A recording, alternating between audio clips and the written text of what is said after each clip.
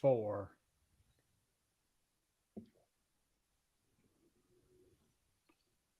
Hello and welcome to another fun edition of the Pondwater Dave Show. And I got a feeling this one is going to be fun and full of opinion. And my name is your host, Justin Davis, of course. I am joined, as always, by my co host, the Pondwater Dave, the man who counted Ric Flair's last match, the man who this show is named after, and the man that has a bone or two to pick with Dave Meltzer. Also, of course, the lovely First Lady of the Arn Anderson Fan Club, Miss Amy Vaughn. What is going on, guys? How are you this week? Doing great, Justin. How you doing, Amy? I'm doing good, but I made a mistake today. And it just goes to say, I didn't want May 1st or March 1st to start like this, but I went to my hairdresser because I thought I had a hair appointment, and it's next Wednesday. It's not today. So I had to, Your so I had your to, card's about to get pulled if you keep this up. oh my gosh, no kidding. I was like sitting there, and she was out on an errand, and they called her, and they're like, well, Debbie, I'll be right there. And they're like, this ain't Debbie. Then that's when we realized, look back at my email, my text message to her, and realized it was the 8th and not the 1st. So I'll have to cover up my gray hair a little bit longer. And April Fool's is a month away, Amy. I think you were ex- trying. no kidding. Other than that, it's been a great May 1st. Or May 1st. I keep saying May. Lord, March 1st. We Yeah, had a little already. good weather. I'm happy. Absolutely. It was 79 degrees today here, and I was enjoying every last bit of it. No kidding. We've Me got too. Before we go into our format that we usually do, we're just going to kind of shoot the you know what here for a minute. And I want to know what you guys are currently watching that is non wrestling related. So, Amy, a new show or anything that you've been watching here lately? Well, I'll tell you what, I just finished up. It's a three-part episode. It's on Netflix. Now, for obviously, I love Arn Anderson and wrestling, but I also like true crime, I and do I'm too. very much very much a documentary watcher.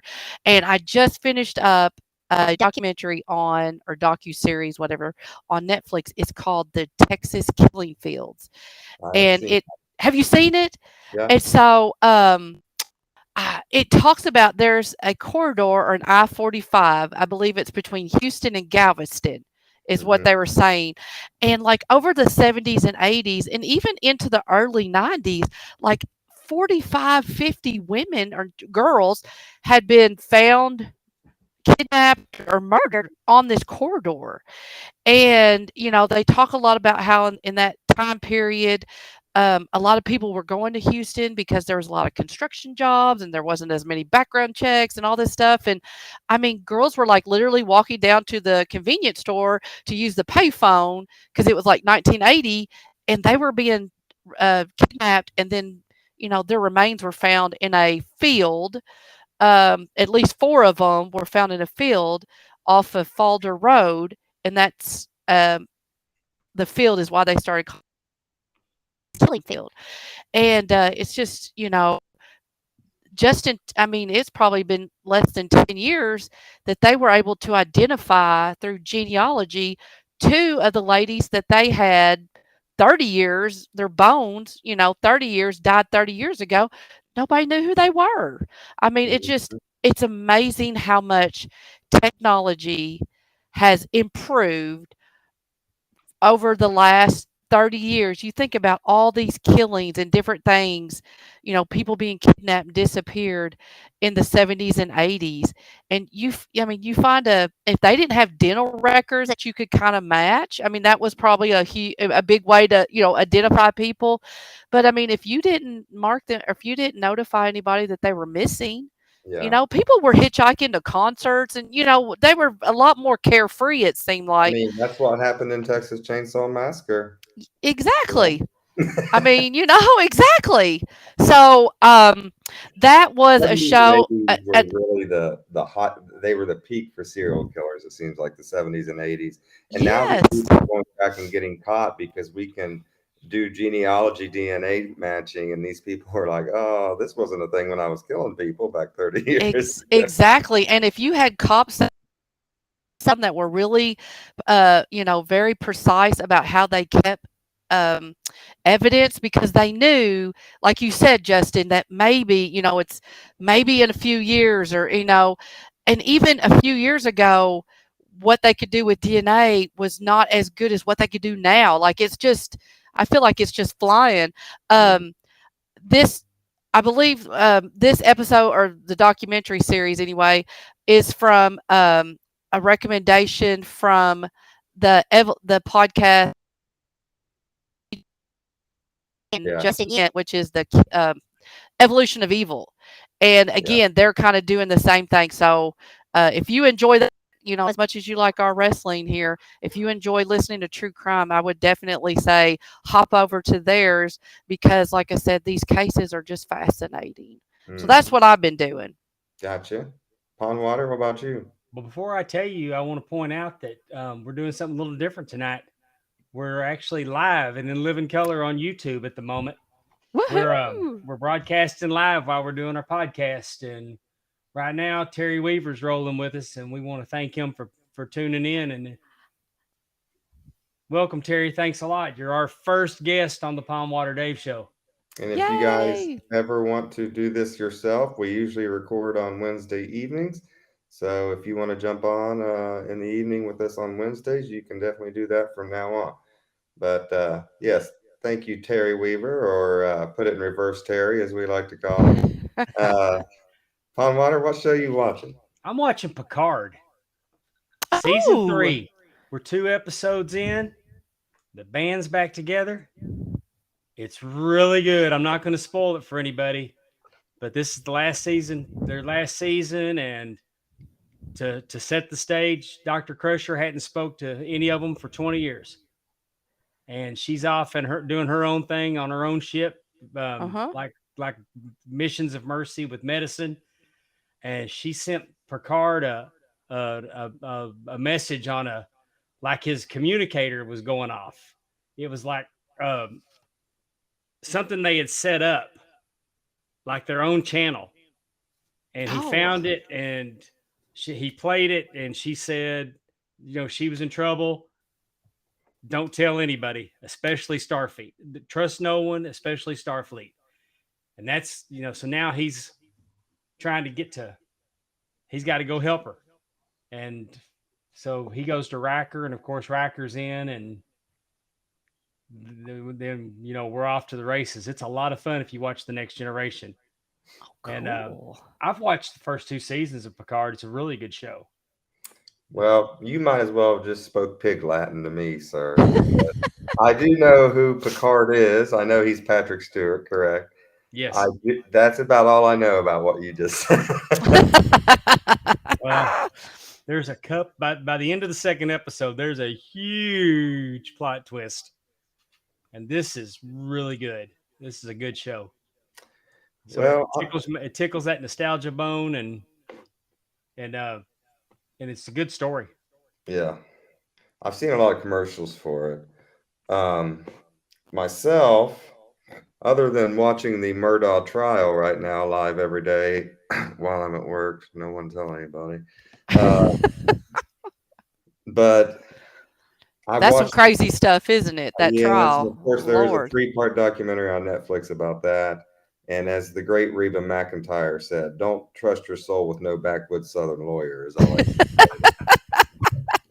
It's funny you say that, because every time my podcast goes off, my Apple Music starts up, and that's what song I'm on right now. But And I so, actually, I just went through. We had a long 5-day break a couple weeks ago, and I went through all of, except for season 5, all of Yellowstone. I What'd you had not think? watched that. I love it, and I am mad that I can't see season 5 right now. Okay. We But I did Yes, watch you're right. 1922, which I loved that, and I cannot wait for the second season of 1922 to come out because I thought that was fantastic. So that's kind of what I've been up to What here. about the 1883? Isn't that what the other I've one's? been on the Dutton Trail. I have not finished 1883. I'm about Okay. halfway through I do love Cool. Yellowstone, and I'm going to channel my inner Beth before this episode's over. I'm Oh pretty my sure. God, you're right. it. Well, if you're, Freaking Dave hey, Meltzer there, watch out. one of y'all, I mean, Rip is I've where it got a, is. I've got a good friend that gets so aggravated because she drives that badass Bentley, Mm-hmm. and I got a friend that just says it annoys him so bad because she drives up that dirt road, she drives up that dirt driveway, and that car's never dirty, ever. On the dirt roads. All right, let's do some trivia, Amy. What do you got for us this week? Of course, we're talking about the Wrestling Observer Year Yes, Awards, and you've got some trivia for us on this, I believe. I do. So I did include the PWI also awards because they both do PWI. I don't think I asked this question. I'm Has more been going familiar with the PWI awards than I am the Dave Meltzer awards. So. exactly. Well, it's PWI the has been yin and going the on since yang. 1972, and Yeah. so, um, but we did do the Observer Awards also. So I think this is fun. All right, beginning in Battle of good 1980. versus evil. Beginning in 1980, the award is Wrestling Observer. The first five are Wrestling Observer, if that helps y'all. Um, Beginning in 1980, the award for Most Improved Wrestler has been given out to past winners like Kurt Hennig in 1983, Diesel, Vader, 1999, and the recent winner of 2022 was the Acclaimed. Who was the first woman to receive the award Most Improved? I have choices for you. Is it Bailey, Charlotte, Sasha, or Becky? Don't answer yet, Justin. We're gonna wait about between 5 and 10 seconds after every question. Who That was the li- last choice? Becky. Becky. Okay. It so was that'll give the basically the listener. four horsewomen. Hmm. We want to give the listener a chance to answer before we jump in there and start blurting out stuff, or somebody from the chat. Because right now we have T Weave and Ben Jones riding with us. Welcome, Ben. Hey, Ben. What time is it there, Ben? It's I have tomorrow. no, I It's have already no, tomorrow over there. I bet you. yeah, Yeah, no kidding. I have no clue, but I know that Dave has a big fascination and love almost of the Flair family. So I'm going to say Charlotte Flair. Okay. Dave? I'm going with Charlotte Flair also. It was actually Bailey. Bailey. There it is. Yeah. 2015. She was the first woman to win that award. In the last 3 years, there have been two other winners. Britt Baker was the winner in 2020, and Ty Conti won it in 2021. Hmm. So in 1982, the official Wrestling Observer Awards, voted on by its readers, began. Previously, it was just voted informally with Dave Meltzer and friends. But starting in 1982, it was voted by its readers, which was not a category that the readers voted on in 1982. Is it most underrated wrestler, most disgusting promotional tactic, hardest worker, or most unimproved? Think Oh, about that. okay. Da, da, da, da, da, da, da. Well, I mean, we could go through process of elimination. She only named one of those that was positive. Hmm. That doesn't seem likely. But I would have to say it's most unimproved. I'm going to say it's most disgusting, whatever, promotional tactic. Dave, you are correct. It is the most unimproved. That category did not start until 1984, and it only ran until 1995. So the Wrestling Observer readers voted most unimproved. First person, 1984, was Jimmy Snuka, and then the last 2 years that they voted on, which would have been 94 and 95, it was Hulk Hogan. So this year, most underrated was I know I'm going to say I don't want to say this the way Jim Cornette says it.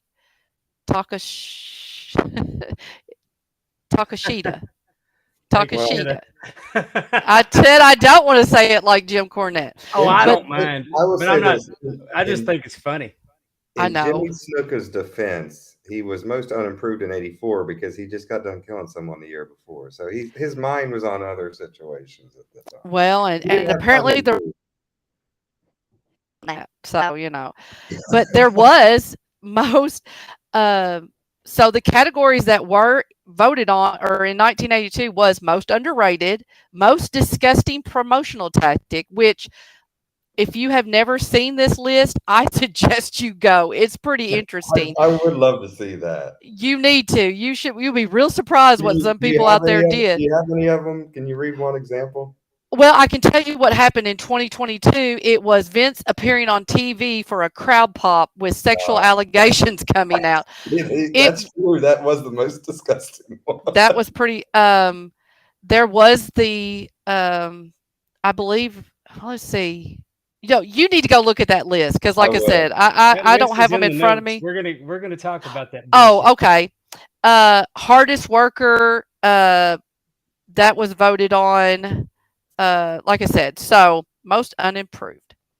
Oh, I'm sorry. What I was going to say is that promotion. Okay, the disgusting promotional tactic, which I think this is weird. In 1982, the first one, Bob Backlund as WWF champion was voted most disgusting promotional tactic. So I'm not really for sure what that was about. That's weird. I know, but that is I'm like I canceling my said. subscription to the Observer because you're judged by what you run with, and whoever said that takes being a dumbass to another level. How do you say something bad about Bob Backlund in I know 1982?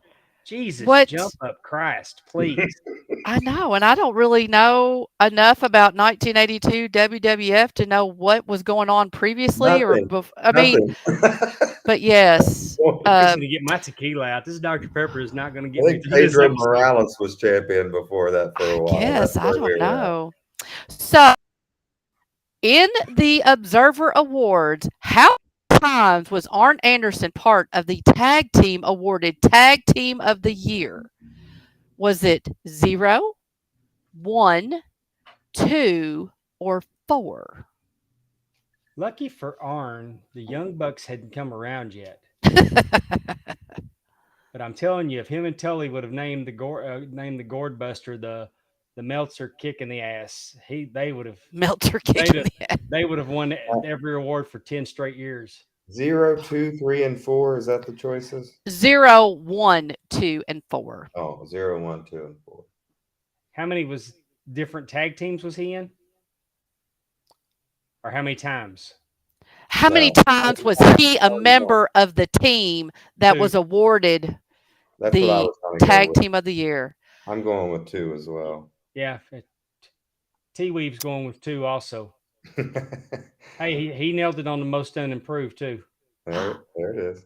Well, I'll tell you what, and this is one of the reasons why I don't like Meltzer, is a big fat 0. He was Oh, never named in the Tag Team of the Year, according to the Wrestling Observer fans. I want to know who won it in '86 and '87 because that's Legion of Doom, probably. probably all right.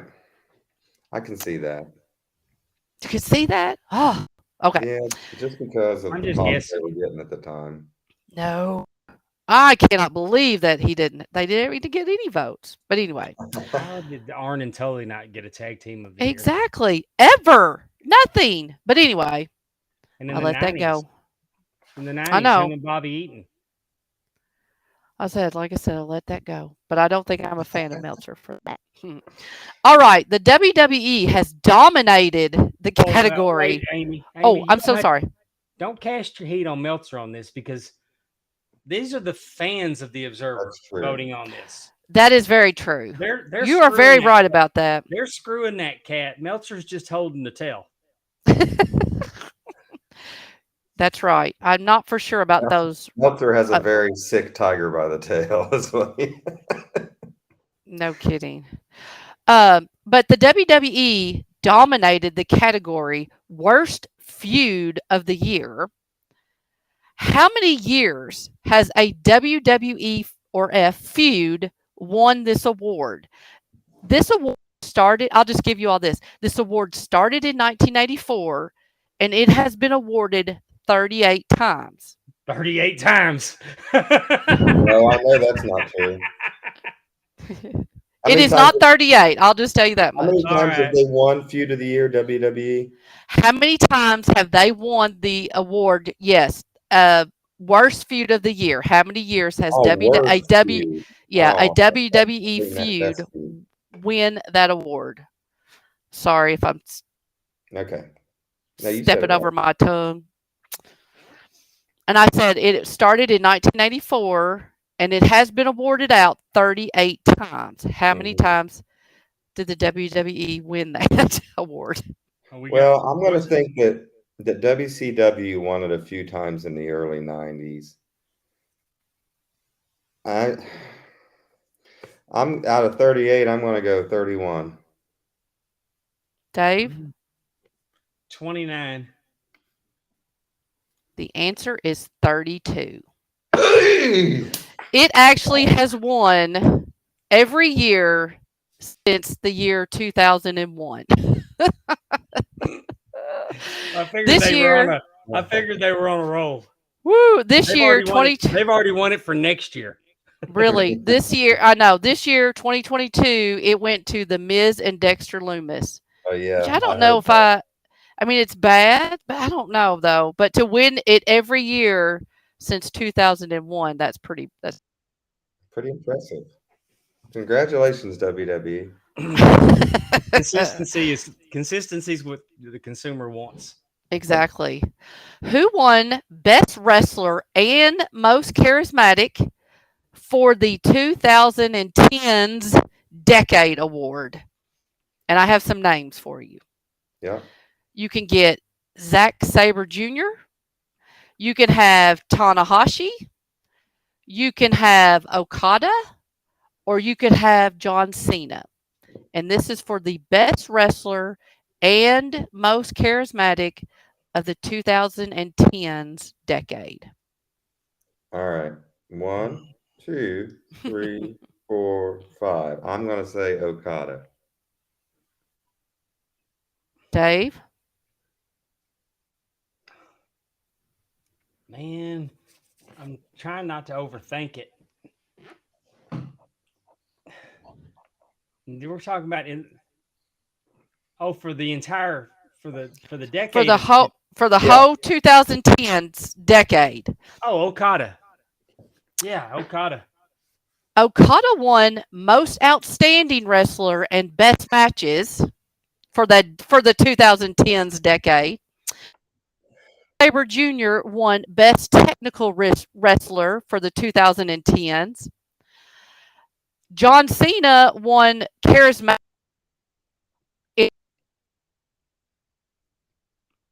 Yeah. And Tanahashi was named the best wrestler and most charismatic of the 2010.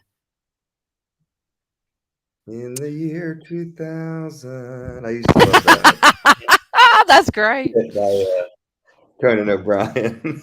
Okay. Yes, that is great. I like that. So now we're going to move on to the PWI. And I just brag about I just brag and show. Look at that. If you're watching this on YouTube, I have the most badass T-shirt. This is my new podcast uniform. I like King Kong Brody. Bruiser Brody. Bruiser Brody would not have had time for anybody's shit in the year 2023. By the way, Dave, I wanted to ask you a question. I was seeing some WCCW footage of Bruiser Brody the other day, and I can't remember who he was fighting, but it was another big guy that was just giving it back to him. It might have been Terry Gordy, but I don't think it was. I felt like it was someone else, and I was going to ask you about the matches that they had. Now I don't remember who it was. The big old brute down in Texas that used to fight with him. It might have Might have been, been Blackjack Mulligan. yeah. I was Mulligan thinking, came in. It depends on what year. Mulligan no, was wait a minute. against him. Then they put the Undertaker. The Undertaker got his tryout match against Brody, as then they put a mask on him, called him Texas Red, Did and Dick sent him to the Murdoch ring fight with him Percy down there? Pringle. Dick Huh? Murdoch fight him down there? I don't remember Murdoch coming in fighting Brody. Okay. I know I I saw know some Mulligan footage. was there for a while. Abdullah, and he really was carrying on with. Oh, it might have been Jeep Swinson or a big guy they No, called it the was real. somebody. They called Oh, him the real thing. it was somebody I knew. I feel like, but they were just beating the hell out of each other in the footage I saw. Could have been Gordy. I think it might have been Just Bam depends Bam, on but what year you caught him. yeah. Sorry, Amy, I didn't mean to interrupt you. What you got next? No, no, that's okay because Terry Gordy quite a career, so it could have been them. Bam, because he liked to hit and fight, so could have been. Mhm. All right, we're going to move on. Awards, and I hope y'all like this first one. I chuckled, and maybe I shouldn't have. So, who was the last winner midget wrestler of the year? Was it Lord Littlebrook? Hey, I wasn't eligible, you asshole. Amy, if Pondwater is not a choice, you didn't do your job this week. Sky Lolo, Little Beaver, or Diamond Lil? Who was the All right, last winner of the PWI Midget Wrestler of the Year? 3, 2, 1. Now, I want to say Skylo Low just because that's my first guess and I love Skylo Low, Mhm. but I'm guessing Little Beaver because we all love Little Beaver. Who don't So, love the little beaver? You like Little Beaver?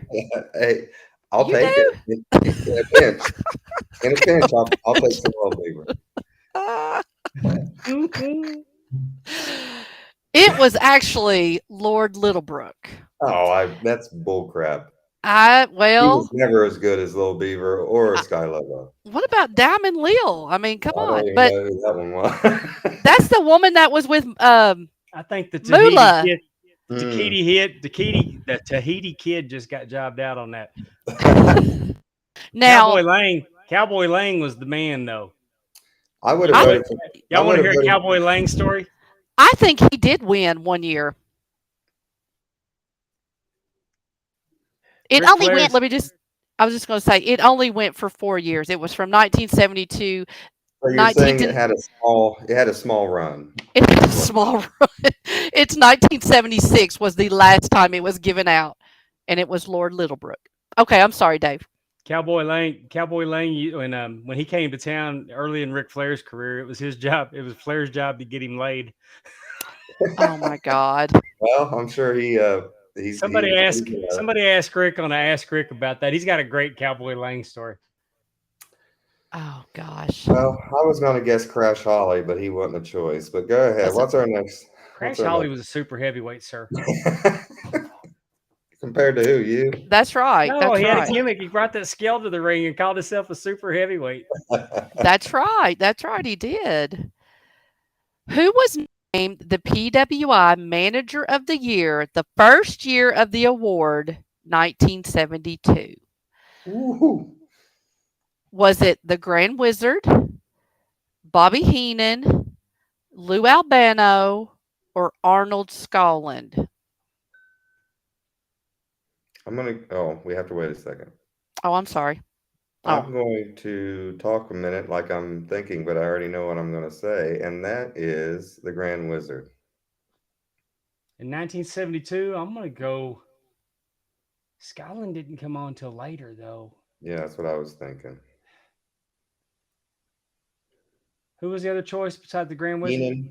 Heenan's one, And Lou Albano. and Lou. Oh, Captain Louis Albano. He managed Koloff to the championship over Bruno. That was There's my no first way thought. that Cole. But There's it's no way that Albano didn't get that. Well, he didn't get it in 1972 because that was awarded to Bobby Heenan. He did go on and win later. All four of these men won within the first 5 years of the award being was given Heenan out. with like Dick Murdoch or something then? I bet he was with Ray Stevens in them, right? Oh Don't you yeah, yeah, think? yeah.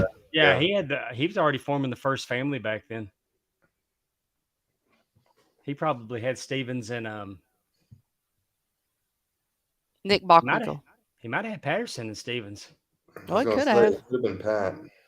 Yeah, could have been 1972. Hey, at a pace. I don't need no one talk for me. I do it myself. Hey.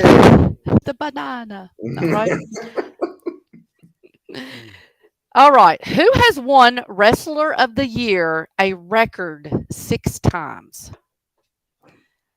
Is it AJ Styles, Stone Cold Steve Austin, Ric Flair, or Hulk Hogan? Do Are we you have okay?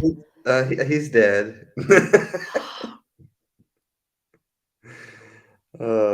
I'm gonna say before he died, I want to hear the word Ric Flair, so I'm gonna say Ric Flair. Oh Lord! I didn't Almost think said the screw it and walked I into the was light. I didn't know the Manager of the Year question would cause you such friction. I'm so Wrestler sorry. of the It year, wasn't the right? manager of the year. It was Dr. Pepper. Oh, Master got me. Um, you need thickened liquids. This Give is me my Ric answer. Flair. Woo! Yes, you're right. There, he won. Nature boy. He won in 1981, 84, 85, 86, 89, and 92. The others, AJ Styles, Stone Cold, and Hulk, all won three times.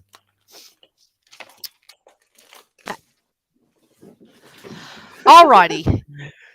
Coming out of the chat, we got Terry Weaver said Justin didn't mean it this way, but he just said, "I'm gonna say before he dies, it's Ric Flair." I said before Pondwater dies, I think. Maybe not. Maybe I just said before he. Yeah. Oh. So in the PWI Awards, how many times was Arn Anderson, a member of the team, awarded Tag Team of the Year? 0, 1, 2, or 4? Okay, I'm gonna go 2 on this one. I'm sorry, I didn't give people a chance to think. My bad.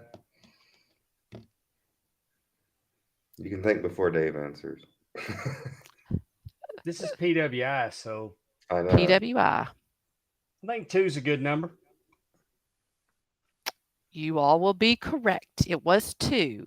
1989, it was with the Brainbusters. And in 1991, it was with Larry Zbyszko at the Enforcers. So we like PWI than Meltzer's Awards. Okay, hold on. Let me think about this. There's always a big deal for me as a kid, like in '97, when the PWI Top 100 wrestlers came out each year. I loved Yeah. that. I was always like, where the hell's Brett? He better be in the top 5. Did you ever have to throw your magazine away to where like he wasn't in the top 5? In '97, Dean Malenko was number 1, and Brett was like number 2 or 3, which I was okay with. I wasn't happy, but I was okay with it. Dean Malenko is a good wrestler. He really, really is. He's just not as good as Brett, right? Well, I don't know. They're very different. Brett's better on the mic for sure than Dean. I mean, Yeah. you know. Bless his heart. You're right. Question. So this person shared of being PWI's most popular wrestler of the year with the likes of CM Punk, Jeff Hardy, Sting, and Dusty Rhodes. This is also the first to be named PWI most popular wrestler of the year. Is it Bianca, Becky, Bailey, or Sasha? 4, 3. two, one. Okay. First woman to win most popular wrestler of the year. Give me that Becky. Becky, Bianca, Bailey, or Sasha? Just one time, the first person to win most popular wrestler ever, right? The first, yeah, well, they do this award every year. Yeah, but she Most was the first one to win. wrestler. This is the first woman to ever be named most popular wrestler of the year. I'm gonna go Becky too, just because that year that she won the title, it seems like she was right there at the top of everything. So I'm gonna go with the man. And you would be correct. It was Becky, 2019. She was actually one of the runners up for 2018, but she won best most popular wrestler of the year and she has been the only woman that's ever won that award, which so Hmm. all righty. That was my trivia. You all Well, that did was good. fun. Thank you, Amy. You did a great job. I know you had to put that together late as we switched up our topic on you late, but you did great. That was fun. That's fine. I always think trivia is fun to kind of see what everybody knows and thinks. Well, I try to think, but nothing happens. So that's usually what happens to me. But we're going to talk some awards. Obviously, as you heard from Amy's trivia, we're talking about the Wrestling Observer Awards. I have never been a subscriber to the Wrestling Observer. I know Dave has. Amy, have you? No, I have not. I have not either. I always like when I started wanting to learn that stuff, I just started popping the internet like in like 96, 97. Mhm. Mhm. There was only a few sites you could kind of go on, but there was some kind of wrestling rumors sites that I used to read a lot on. And I kind of used that instead of I'm sure my parents wouldn't have ordered me a subscription. Subscription. Yeah, I'm sure. They, I couldn't even get Sports Illustrated. I definitely wasn't getting the Wrestling Observer. So, but anyways, we are talking about the awards for this year or this last year. I guess it would be 2022, right? Yes, Yes. it was. And the first, I mean, do we want to talk about how these winners and are determined by any points, Dave, or how do you want to kind of explain how they do that? I would think that when the I think when the readers vote for this stuff, they can put what place that they think that person should come in. Like you say that the wrestler that got wrestler of the year got 3,101 votes, but 498 of those votes were for him to be in first place. Mhm. Okay. Yeah. So basically, I don't know why we just wouldn't it have goes off vote of a for who you think ought to win. it And goes off a ranking system. Like this person got so many second place votes, this person got so many third place votes, and then they tally those points and they come up with their winner. they're And I doing too think much. and I think they have like it's like an A system and a B system. So like the A system, they rank them like you said, Pondwater, but on these B awards, it's just who The you A want is determined by points on a 5-3-2 basis. Okay. the A categories. Right.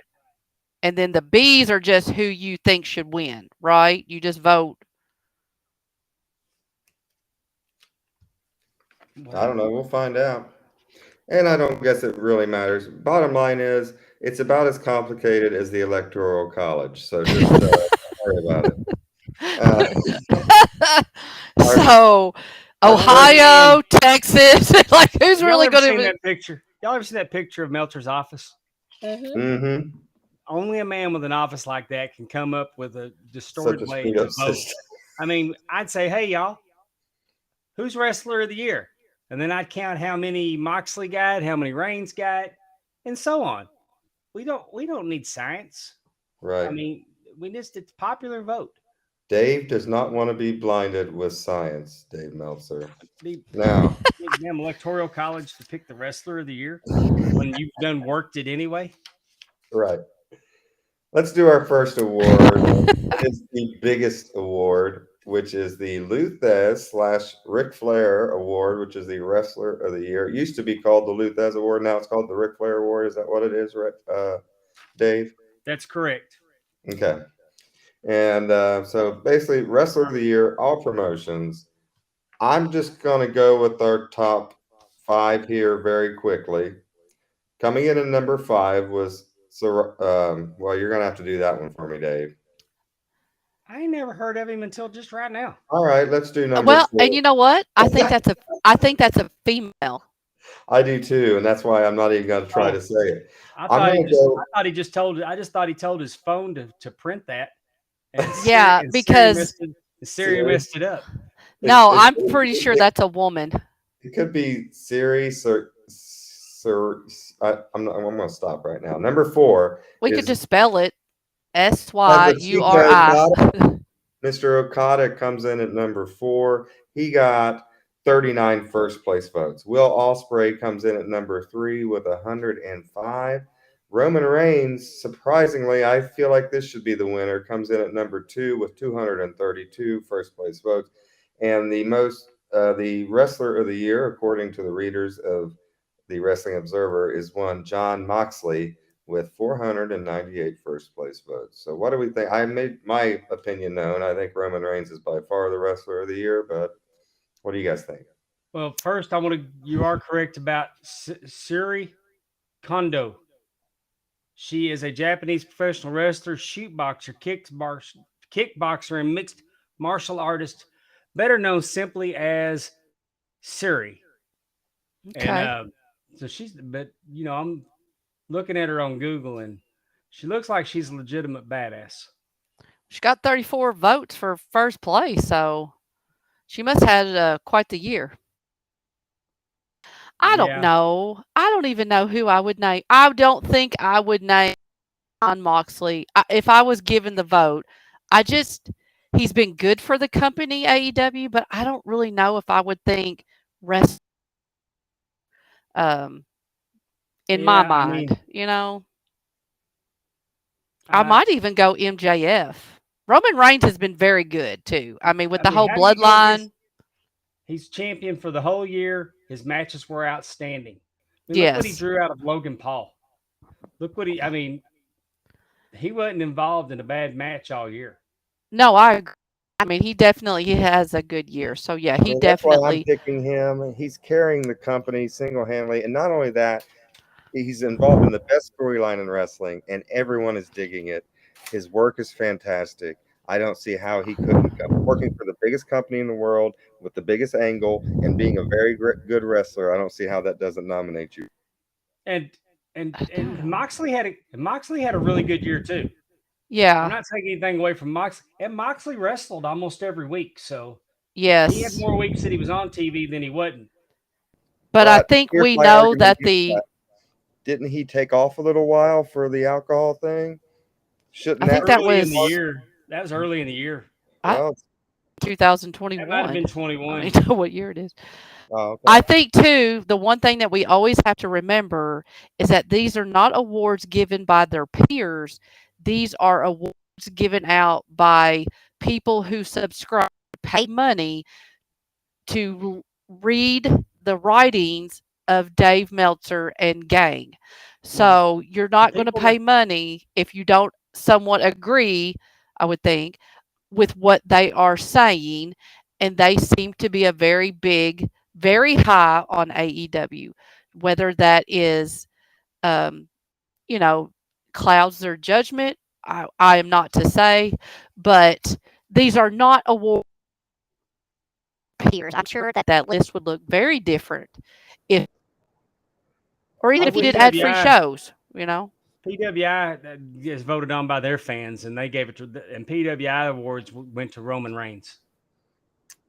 Well, and that's what whoever like the writing of, you know. I mean, Right. so Does no one do a award that's just voted on by the wrestlers? Because they should. That would be neat to see. Well, I think he should. If he wants to, do like science and crap. Maybe then he ought to have everybody that he sends a ballot out for the Hall of Fame. and let those geniuses vote, and then Who's he? like Pronouns. maybe count their votes as 3 votes. I mean, if you want to trick it up, Yeah. but I mean, it's just a readers poll, and this nobody died. I mean, I'm having a little fun with it. We're really going to get into it, and then there's a few categories that just chat my ass, but this All right. isn't one of this isn't one of them. I mean, you can make Yeah. a case. You Yeah. you you can make a case for Rome. I mean, for John Moxley. Moxley had a hell of a year in AEW. Yes, there are definitely some more egregious categories coming up that could be definitely, you know, questionable. I mean, normally I don't think wrestler when I think John Moxley because he's normally got a light tube or a razor blade or something sticking out of his ass while he's wrestling. Oh, I mean, he needs all those gimmicks, and I mean, Tony Khan finally got him away from GC. ECW, so he's calming that crap down just a little bit. Except I think you know it's not whether he's going to bleed; it's how quick is he going to bleed now.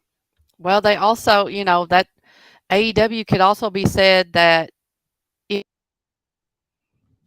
and flying. I mean, you know, so if you have, you know, 4 ladders and people are getting power bombed off 2 of them and bouncing up, what are you going to do in your next match? Well, hell, you got to bring out light tubes and, you know, thumbtacks and stuff like that. I don't agree with any of that. I think that's a lot of that stuff is very unnecessary, but you see a lot of that on AEW. It's like, well, how are you going to keep people's attention that just watched, you know, a barbed wire Learn to work. thumb? Well, I think Learn to work. John Moxley can work. I think that he doesn't have to because of the way AEW is set up and what the fans of AEW tend to like to see. They like a car. They like a car That's crash. yeah, that's just my opinion. So And when I anywho, say these things, I'm not say learn to work. I mean, I'm not saying they can't work.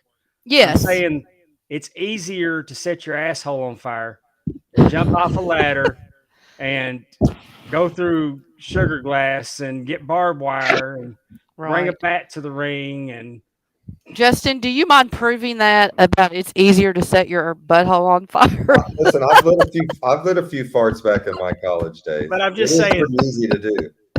it's just the path of least resistance to get a No, I reaction from agree. the crowd. No, I And totally agree. You do and not have to. it's not my thing. It's not my thing. So I mean, if you'd ask me, Dave, if I would have voted in this category, I would have voted for Okada because Okada's the best wrestler in the world, and it's not even close. Well, go to the next category and you tell me what you think. Well, that's what I'm trying. You mentioned flip flopping and flying. I'm trying to flip to the next category because we got about 100 of them to get through. Oh, yes. The next one. You're driving this bus. If you see one of these categories, you think we ought to just skip over and go to the next one. Okay. The next one is very important. It is Tag Team of the Year. Oh, I'll read off our top 5 again. I won't read off the top 5 for all of them, but some of these I think are important. I want to give recognition to the people that deserve it. The Acclaimed come in at number 5 with 32 first votes. Yeah. Are we skipping? Are you skipping a category? Did I already? Yes, I did. I'm sorry. I mean, My I'm bad. good with it. I didn't mean to. But tell us, say we got most outstanding wrestler, but we're not going to do that. We'll go on to the next one. well, Oh, wait. no. Can I say something though I about that? wasn't going to skip that one. I just accidentally did. My bad. But I'll just do the tag team real quick, and I'll go back to it. That's Okay? fine. That's good. Yes, because we like who they picked. The Acclaimed come in at 32 first place votes, and number 5. Number 4, the Usos with 40. Number 3, the Young Bucks with 38. They got more other place votes, I guess. The Briscoes at number 2 with 54, and coming in with an astounding 782 first place votes, FTR, also known as F the Revolution. Pretty amazing the amount of votes they get here in this tag team category, huh? I'm not surprised. They are the best tag team. Really, really are. I mean, especially you think about the fan base of AEW or Ring of Honor, whoever might be voting. I'm not surprised. I like that the Briscoes were number 2. I think that's accurate. And so, That's a nice parting gift for them for But look sure. at the Yeah, difference in people the first recognize place how good they votes. were. And What and is then it? Dave couldn't help himself but put the Bucks with 38 votes over the Usos with 40 votes. Yeah, yeah, because they got 937 total votes, and the Usos got 856, Yeah, which is a but the first definite. place votes. But that's a definite WWE bias. The fact that they're getting less votes than the Young Bucks when the Usos have been the tag team champions. How long? They're driving that storyline along with Roman Reigns. In mhm. my opinion, they're underrated here. They should probably be in the 1 or 2 spot for me. They had that good a year. And I'm not I have come around on them through the bloodline storyline, but I hadn't been an Mhm. Uso fan because to me, if you're dressed like the guy on the second row, that's where you need to be. Right. And I could definitely see them as number 2. I mean, the Briscoes are a very good tag team, but like you said, the bloodline, they are driving that story. Jimmy and Jay are playing a huge part right now about, between the breakup with Sami Zayn and Roman and like where that's all going to go. I'm loving it. I am It's too. great storytelling. And Solos, they're I'm not saying that FTR isn't a great tag team. I'm just saying when you're talking about tag team of the year, mhm, FTR hasn't been necessarily in the main events each week of the storyline for AEW at all. right, but that's not Usos, their choice, I'm I sure. understand that, but the Usos have. And when I just think of the tag team of the year, to me, it's the Usos. True. That's not saying that FTR is not a great tag team. Put in the right position, they could be in that spot. But right now, they're not being put in that position for me. Right. But they did a lot of independent. I went last year and saw FTR with Bret Hart in their corner. Yeah, but who else saw that? There's about four or I'm five saying, hundred well, Ravage fans but there. you know what I'm saying. It's not on TV. It's not a major story. Oh, That's no, my you're point. correct. No, you're very correct. I do hear you. Dave, are you good with those rankings there? Yeah, I mean, FTR did the best business with the Briscoes. So, and I agree that I said that those are the two. But have consistently said that FTR and the Briscoes were the best two tag teams in the world. Hmm. Um, but the Usos definitely, were our top three. I, And I, I I would have, do want to give a shout out to the Acclaimed. I've enjoyed Hmm. watching them this year. They get in there in the top 5. I'll also say I think it's a shame that the Street Profits are not in the top 10 because I think they've had a really good year too. Yeah. But that just goes to show you. That just goes to show you. they're in the WWE, so they're not even going to be thought about.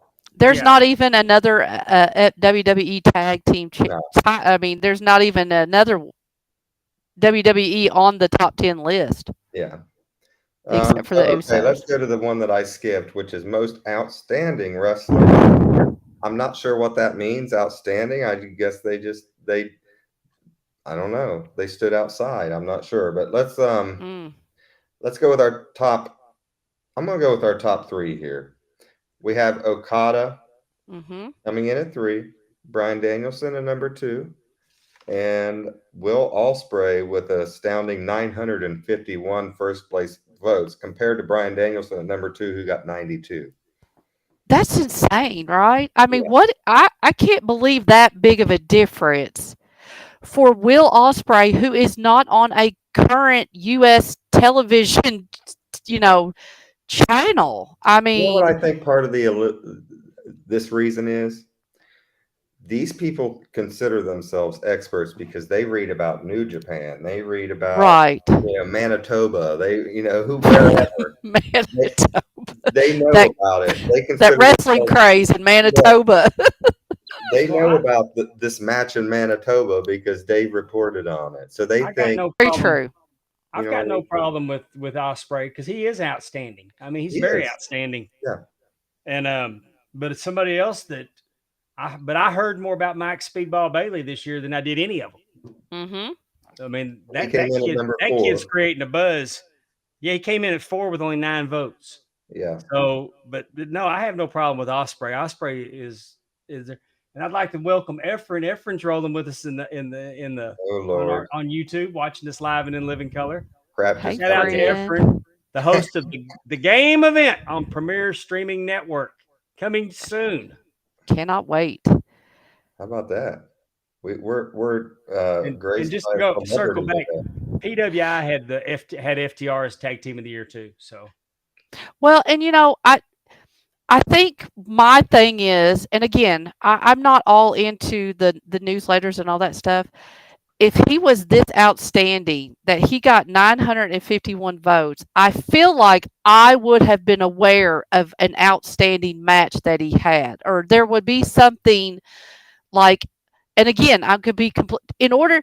I mean, he is almost 850 more first place votes than the next person. And I Mhm. just feel like he is an outstanding wrestler, but did he do something just unbelievably outstanding this year that would cause everybody, when they saw that category, to only be like, oh, I got to vote for him? I just I think don't that he's know. being pushed in the newsletter as this new top young guy that's going I to be a guess star. he's not new though. But I Well, agree what you're saying. I know. I no, know. Will Ospreay's a hell of a performer. I became a fan of his when I saw him wrestle Lance Archer at their New Japan event that was in Right. the American Airlines Center a couple years ago. It And all was right. again, I don't mean to say he's not an outstanding wrestler. I'm Well, just looking at that voting discrepancy and I'm like, again, you see, I know, just it's a think group when you of see that, readers. It's a group of that's readers that what I'm pay saying. $12.99 a month for this particular content that really keeps them informed about what's going on over at that part of the world. Well, how much do they pay? $12.99 a month. yeah. $12.99 a month. No, you're very right about But that. you I'm know what? sorry. That's actually not too bad because there's a ton of content that they can focus on. But True. but I will True. say this. I feel like they take the stuff that they get fed to them all year. Will Ospreay's great. Will Ospreay's great, Right. and then That's they turn true. that into votes. So But that's he was why. Very on, but he true. was on AEW, and they got to see that he actually was. Right. You're right. You're right. You're right. That number just blew me away. No, I Okay. get you. That's a huge. I would not have thought that it would have been that much between first and second. Yeah. Hmm. This next category I love because I'm going to read the top five, but Paul Heyman did not make the top five. He comes in at number Then six. skip this, or y'all are going to make me have a cuss fit. This is best on interviews, and we know that Paul Heyman should be probably very near the top, but he comes in at number six, maybe just because he's not a wrestler. I don't know. But number five is Eddie Kingston, and he is a great talker for sure. Number four, Sami Zayn, who I think might be a little underrated on this category. Number three is CM Punk. Number two, John Moxley. And number one, the great MJF, the Rowdy Piper of our generation. I can't disagree. I mean, if you look at the whole top 10 going past Heyman at six, you have Kevin Owens, who's fantastic. Jay White, who's very good on the mic. Roman Reigns, who's been on the mic every Raw and SmackDown for however you can remember, and he's been fantastic. And then, of course, Will Ospreay, because everyone loves Will Ospreay. He's the most outstanding. I mean, that's a heck of a list. And for MJF, he gets 486 first place votes. John Moxley got 152 in second. Yeah, MJF's great talker. Great talker. Moxley sounds like Triple H with swear words, with less charisma and more swear words. Yeah, I wouldn't put Moxley in that top five for me. I don't think Um, I would either. and CM Punk, he's riding that pipe bomb wave Yeah, still. I don't think I would have him in my top five either. I would have Sami Mm-mm. Zayn probably up there at number two. I would have Paul Heyman at number three, and then probably Eddie Kingston at four. Kevin Owens at five is where I'd probably lay that. Hmm. Yeah, but I mean, it's Heyman and MJF. That's the Definitely. list. And the fact it's offensive that Heyman comes in at six. Yeah. And this will be like reason number two that I'm going to cancel my Wrestler Observer subscription, because I will reiterate that you are judged by what you run with, and I won't be associated with that kind of stupidity. Right. Paul Heyman at sixth. In no world ever has John Moxley cut a better promo than Paul Heyman. Paul Heyman, as a toddler, was cutting better promos than 8 of the top 10 on this list. When he was saying goo goo gaga, it was He better. was talking before he was walking, folks. Talking before he was walking. All right. let's go with our Ah, promotion of the year. I think we all know what's winning this category. The WWE comes in at number 3 with no first place votes, which is amazing. but billions of dollars in revenue. Billions with a B. Number 2 comes Stardom. I've never even heard of that. I don't know what that is. Am I That's a supposed to know what Stardom is? It's a women's is that a promotion. women's wrestling? It's the women in Japan. Oh my God. Apparently, the women promotion in Japan is fantastic and it's making billions of It's dollars as I well. mean it is pretty badass. Number 1, of I course, mean all I, elite. I, I ain't gonna crap on it. But I mean WWE drew more WrestleMania weekend than Stardom drew for the whole year. That's what I'm Not in saying. dollars, in people, butts and seats. Number 1, of course, AEW comes in with 480 first place votes, and Stardom came in with 273. So Stardom gave AEW a run for its money a little bit there, closer than I thought it would be. What What are your is guys' reaction to that? DDT? It's something Jake What is Roberts the does. promotion DDT? I don't know. No, the promotion. I think maybe That's fine. Jake I and just didn't DDT know. started the promotion, and it's DDT. But AEW and WWE ought to be 1 and 2, and WWE, truthfully, is the promotion of the year. I think I don't so know how as you well. go against it. I don't I, know. I mean, I know how this played out, but I mean, I'm not going to say that New Japan can't be in that top, but I don't watch it, so I don't know how good it is or isn't. well, it's on Right. Access TV. They don't. It's hard to watch. They got the same problem as TNA. It's on a channel that's hard for people to get, Hmm. Huh. and I would watch it more. I'd watch it more myself, but I'd have to go to it. I can't get it with my Apple TV. I'd have to actually go and use my Fire Stick, and I'm not working that hard, y'all. Right. So that's an interesting category.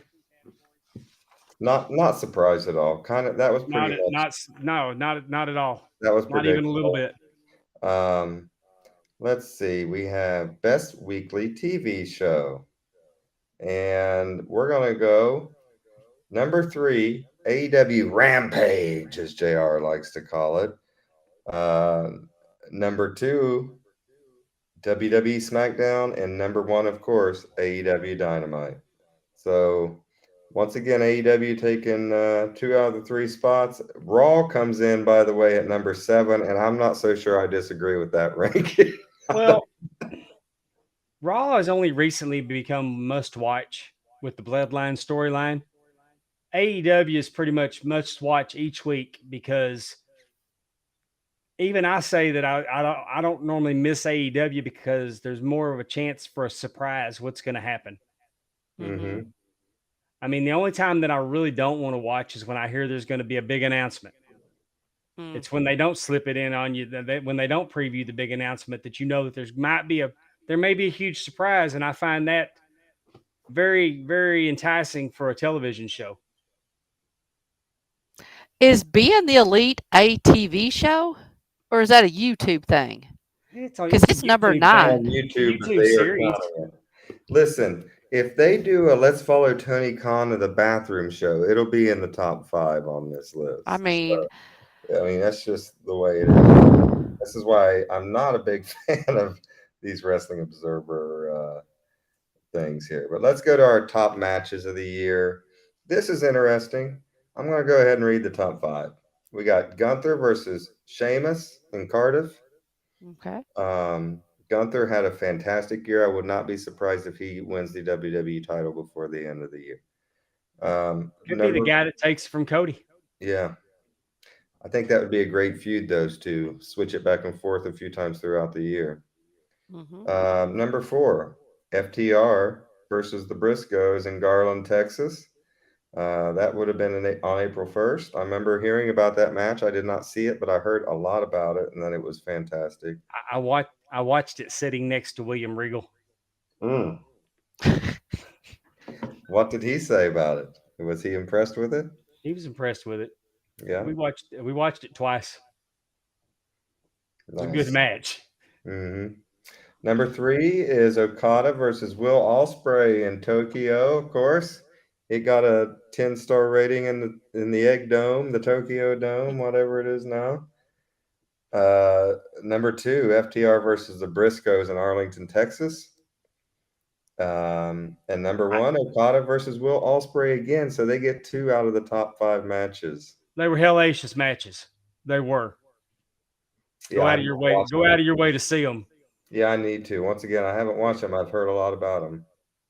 I thought the April 1st match was better than the one in Arlington. Was that the dog collar match? Yeah, Arlington was the dog collar match. yeah. Arlington was dark collar. But I And mean, then they were both excellent. They were both excellent. Garland was 2 out of 3. Was that the 2 out of 3? 2 out of 3 falls? Or was that the?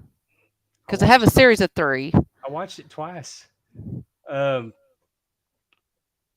You Go can't look go it up, wrong with everybody. you can't go wrong with this list though. You No, really okay. can't. That sounds like some pretty good stuff there. I know for me personally, I saw some. I can't disagree with that. I thought Cody Rhodes and Seth Rollins comes in 7. I watched that match. I thought it was very good. Other than that, there ain't a whole lot on this list that I actually saw, so I can't really comment too much on it. But Well, yeah, I would have put Steve Austin and Kevin Owens on it. yeah. I mean, ask me which match I remember the most from last year, and that'd been the first one I told you. Okay, now we got the category B awards. I don't know what that means. I guess this is just like a lesser category type thing. They're determined by first vote winners. So there's only like when Yeah. you vote for this person, you don't vote, first, second, or third, or whatever. This is the part of the ballot counting where Dave said, "This tricked up rules is bullshit. I'm going easy the rest of the way." Yeah. It's kind of like when I'm editing our video, you'll see it front heavy with a lot of pictures, and then it kind of slows down towards the end because I'm just ready to get it over with. This I think seems too, some of these categories, as you will come to see, they're B categories. yes, they're not For like your instance, classic, you Yeah. know. For instance, the one that I'm going to go ahead and read, and I should skip this, but I think this is such a bullshit. I guess this is the North American MVP. The United States and Canada MVP. I'm just going to go with the top 3. That is Chris Jericho at number 3. Of course, 50-something-year-old Chris Jericho is an MVP almost. And number 2, Roman Reigns, and number 1, John Moxley. So, okay, I don't really have anything to comment. I mean, they love John Moxley. I get that. Oh, they do. Tony Khan told him about it. Said, "You won. You're the MVP. I wrote you a poem. Roses are red, violets are blue, Punk is suspended, and I love you." I'm going to skip past the Japanese MVP because I can't imagine anybody in our group or from Japan here listening. Same way with the Mexican MVP because I don't know any of those people. European MVP Will Ospreay won. What a surprise! So runner up in the Japanese Okada one. won the So Japanese as he should have, but it was close with him and Osprey. Yeah, That's the Ospreay. category. That's the category they all hurt their brain on voting on it. Okay, so we got the Danny Hodge Award / the non-heavyweight MVP. So this is your award. Can we Dan. get a poll of Wrestling Observer voters that know who Danny Hodge is? it's not Danny Hodge, it's Davey Miller. No, Dave Miller Hodge? I can hear I it know now. who Danny I know Hodge who is. Danny Hodge is. He's the guy that does that trick with he squeezes the apple, right? He's Apple Boy. Our top 5 is Ray Phoenix, Mike Bailey at 4, El Desperado at 3, Darby Allin, of course, at 2, and El Hijo del Vikingo comes in, of course, at number 1. And I mean, the only one that I've watched out of this group this year is Darby Allin, and he's had a fantastic year for me. I mean, I can't ask any more out of what he's done over there at AEW.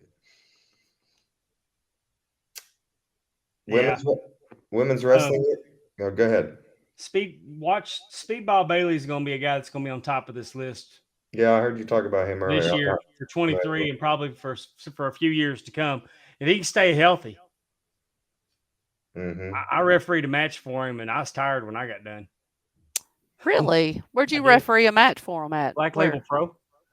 Really? Hmm. Oh, was that at the Blair's last match? Yeah. Oh, cool. Okay. Yes, I actually watched that match. Now that you said that, I believe I no, that Yeah, I wasn't the think one it I was either a watched. 6-man or an 8-man. Okay, There's a no, I bunch of didn't. them in there. All right, I want to bring this one up. Women's wrestling MVP. I don't want to get title 9 because we did the men's wrestling MVP. Number 3. Little Beaver. Little Beaver always wins. Little Beaver's Number, over. number 3 comes in with Jamie Hayter, the current AEW Women's World Champion, of course. Number 2, Bianca Belair, and I'm glad they gave her flowers because Bianca Belair has had a fantastic year. Very good. I'm a big fan of hers. I love the colors. I love the outfits. I love the athleticism. I You love know the she makes all of her own promos. outfits, right? Does she really? That's Yes, amazing. she makes all of her own outfits. A lot of her own clothes. I love her She's very promos. I talented. love everything about her. I'm a big Bianca Belair fan. And then number 1 is what's her name, Dave? Syrie.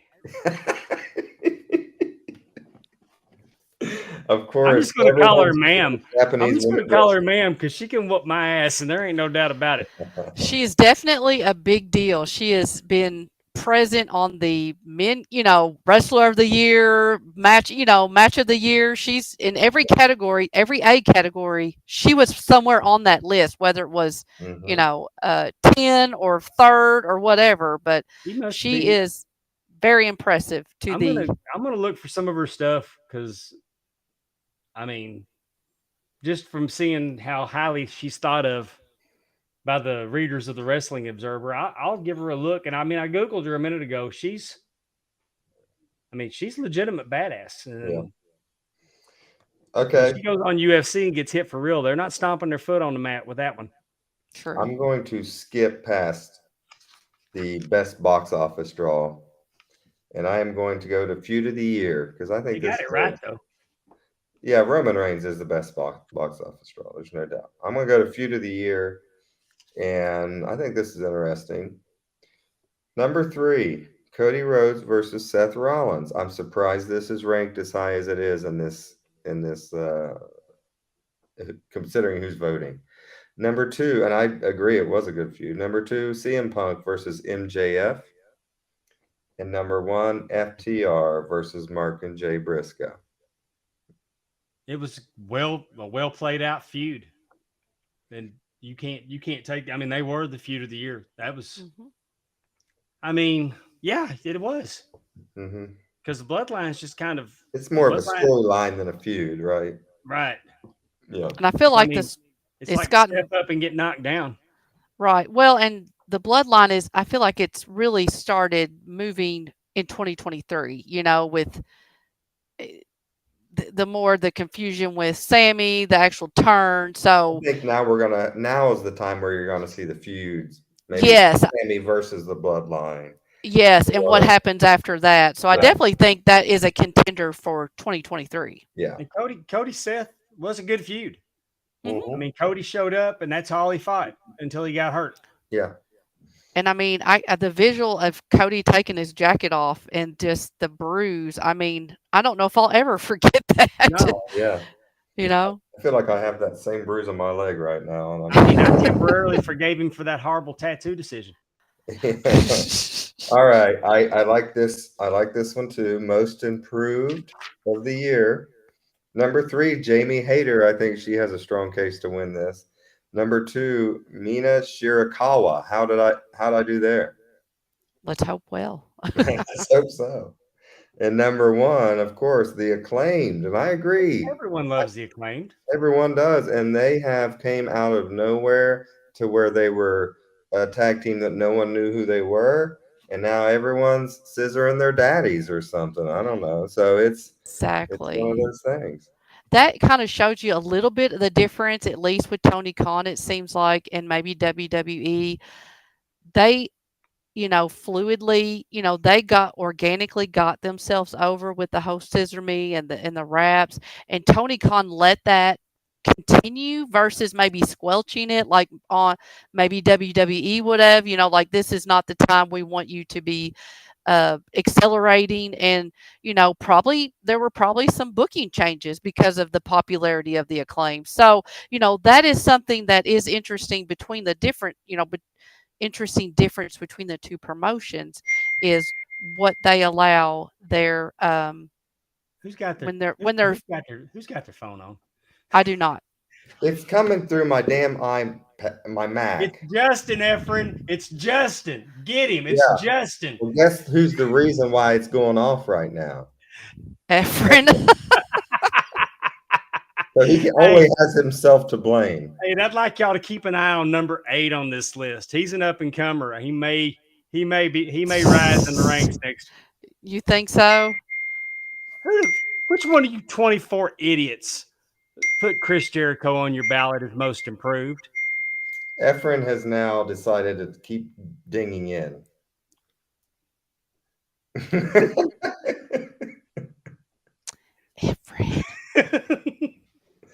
24 people said that Chris Jericho was most improved. From last year, maybe. I mean, he went from being AEW champion. Oh, okay, go ahead. All right. Most charismatic.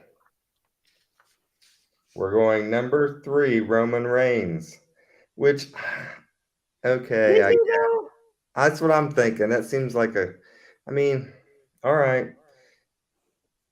Number he does 2. have some charisma. Yeah, charisma doesn't have to mean like flamboyant all the time. It means he looks people like are watching star, what you're doing.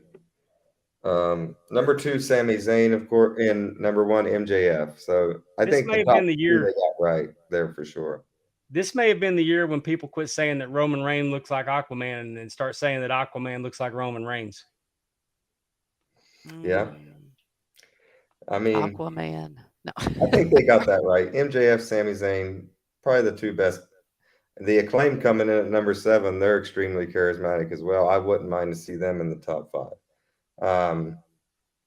Okay, I'm skipping this because I think it's ridiculous if someone wins their own award that's named after them. True. The Bryan Danielson Award for Technical Wrestling was won by Bryan Danielson. There's the announcement on that. The Bruiser Brody Memorial Award, and since someone has his Bruiser Brody shirt on, I feel like we should cover this one. And that means the best brawler of the year. Number 3, Minoru Suzuki, and he was definitely brawling this year. He was over in AEW. He was everywhere, it seemed like. I ain't never seen him when he wasn't brawling. That's right. Number 2, Tomohiro Ishii. And number 1, of course, the most recognizable current brawler in wrestling in America, Jon Moxley. He do be brawling. Yep. He be brawling, and he won that by about 400 votes. So yeah, that one's accurate. Yeah. I'm going to skip this next one. I'm going to go to most overrated because this seems interesting. Because we need this category. We need this category. Yeah. Most overrated. I'm going to read the negative. top 5. You don't see PWI doing this bullshit, and you don't see Sportskeeda. But let's say, okay, let's have a category where we can shit on somebody. Yeah. I agree, Dave. How long have they been doing this one, Dave? A while? I think they have, haven't they? Probably. Most overrated. I agree. It kind of is like you said. I mean, it's almost like this group is an elite group, because you're a Meltzer or because you're a subscriber. They're the first ones that are on Twitter saying that bullying is bad. Don't bully. Don't bully. But fuck Ronda Rousey because she's overrated. Right. No, you're right. It's again, these are not voted by your wrestling, by your peers. You're kind of giving this like the football team cheerleader, connotation in high school. This is the problem that I have with these awards. Like that one. And we're going to get a little deeper and we're going to move a little faster. But this is my problem with the Wrestler Observer Awards because there's no reason for it. Right. There's no reason for it. You can have opinion. You can have an opinion. I don't like Seth Rollins. Seth Rollins is an incredible performer that has entertained me a lot this year, especially with Cody. I don't like all of his dancing around and all those, and I haven't never liked Seth Rollins. I've never been. He just, I just don't. But it's not because he's not talented. But I don't want to ride in, that Seth Rollins is overrated or underrated. Or, I mean, underrated is a good thing. Overrated, it's just shitting on people to shit on people. But let's face it, the Wrestling Observer is the National Enquirer, the Globe, the Star Mhm. of the wrestling. National, I think they're more the National Examiner, where you see the aliens that landed in the But you backyard got kind to, of thing. but you Those got to. stories. It's the definition of a dirt sheet, and if you don't sling dirt, ain't nobody going to buy it. Well, that's true. And I'll pull the curtain back. You know how long I've been a subscriber to the Wrestling Observer? I did it today. I did it today because I was going to be talking about them, and I feel like I'd at least be a subscriber if I'm going to crap on it. Because I'm going Well, to can't. Because then when I cancel it, I got a reason, and this negative crap is a reason for it. Right. Well, and I think exactly what you're saying, if all three of us took a poll of who we like wrestling wise, we probably come up with somebody different, but for all very good reasons. I'm like you. I don't see what does the most overrated, what does that help anybody? Like, what are you trying to say? Underrated, you're trying to say you think this person deserves is, more recognition. is getting ready to, break out and, deserves a push. What are you saying about overrated? Why is that a category that you get to vote on? What are the criteria for being overrated? Every every So, yeah. every category doesn't have to be a popularity contest. Actually, put some Mhm. thought into it and vote because I mean the woman of the year in my heart it's Charlotte Flair. She beat Ronda Rousey at WrestleMania, and then she's gone the rest of the year. So how could it Mhm. be Charlotte Flair? It'd be Right. Bianca Belair because she elevated her game. It'd be Jade Cargill because she's undefeated. Mhm. She's still undefeated. It'd be Jamie Hayter because she came through And she's a good wrestler. very good. Very good. Very good. I mean, there's you can you can take your responsibility to pick the best possible person without it being a without it being a popularity contest. Mhm. Take your responsibility as a voter on a newsletter that you pay for as seriously as the people that vote for its Hall of Fame. You want I mean, right now you're going the Wrestling Observer Hall of Fame. You're in the Hall of Fame for this group that picks a promotion that can't get out of their damn way over a Mhm. promotion that can't do nothing but churn out money, money, money, money, money. Very few visible botches in ring that result in injuring their talent and single-handedly screwing up the biggest money angle they were going to have because you couldn't rein them in at a press conference because you let them shoot in a worked environment and didn't pull the damn trigger.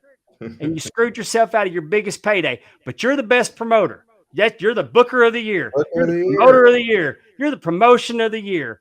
Give me a fucking break.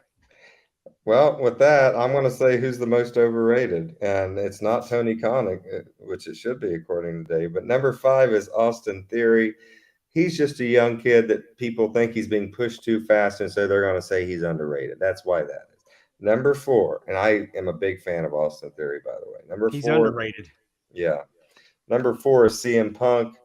Number 3, Roman Reigns. They're always going to throw him in there. Number 2, Tyrus, which I tend to agree with that pick. And number 1, they hate Ronda Rousey over there at the Wrestling Observer, of course. So she's coming in at number 1 most overrated wrestler. Well, let's do most underrated. Let's go on and go to our top 3 most underrated. Number 3, Ricochet. I think he makes a strong argument as an underrated wrestler. I am a cliche. Yeah. Mhm. Number 2, Chad Gable. And Very underrated. He is like, well, I mean, when Cody wrestled in the other night, my wife said, "So Cody's going to the main event to wrestle Roman Reigns, correct?" I said, "Yes." Then why is he wrestling Chad Gable? Why wouldn't he wrestle Chad Gable? Cody Rhodes, tremendous amateur wrestler. Chad Gable's tremendous amateur wrestler. Their amateur backgrounds are tremendous. I mean, Cody was a state champion. Gable's Olympic level. And Do, but why would you not put him in there with Gable? That was a great match.